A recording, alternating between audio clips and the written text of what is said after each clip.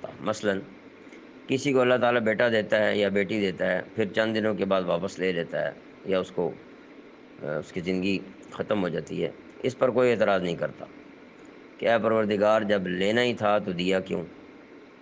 اسی طرح ایک آدمی کو مالدار بنانے کے بعد اللہ تعالیٰ غریب بنا دیتا ہے، تندرست کو بیمار کر دیتا ہے، اس پر کوئی اعتراض نہیں کرتا کہ اے پروردگار اگر غریب ہی بنانا تھا تو مالدار پھر کیوں بنایا، بیمار کرنا تھا تو صحت کیوں دی۔ تو پھر تشریعی احکام کی تبدیلی پر اعتراض بھی نہیں بنتا کہ یہ اللہ تعالیٰ کی اپنی حکمت اور مرضی ہے کہ وہ جب چاہیں جو احکام جو ہے ان کے اندر تبدیلی فرما دیں۔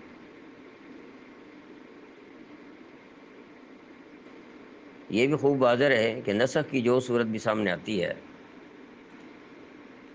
وہ کہ پہلے فلاں حکم یہ تھا اب فلاں سامنے آ گیا، تو یہ محض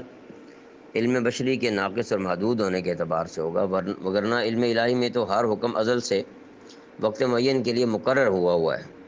کیونکہ اسے کامل طور پر معلوم ہے کہ کون سا حکم کب دینا ہے اور کب تک دینا ہے اور کب اس کی جگہ پر اگلا حکم لاگو کر دینا ہے، جیسے پیچھے مثال ڈاکٹر اور علاج کی بھی دی گئی۔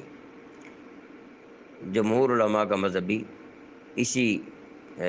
وقوع یعنی اسی نسخ کے بارے میں ہے جو ذکر کیا گیا ابھی۔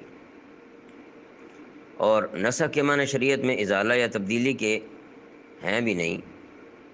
نسخ کو اردو کی منسوخی کے مترادف سمجھ لیا گیا ہے کہ جیسے اردو میں منسوخ کرنا کسی چیز کو کہتے ہیں کہ یہ منسوخ ہو گیا، ختم ہو گیا، حالانکہ شریعت کی اصطلاح میں نسخ کے معنی کسی مطلق چیز کو یا کسی غیر مقید حکم کو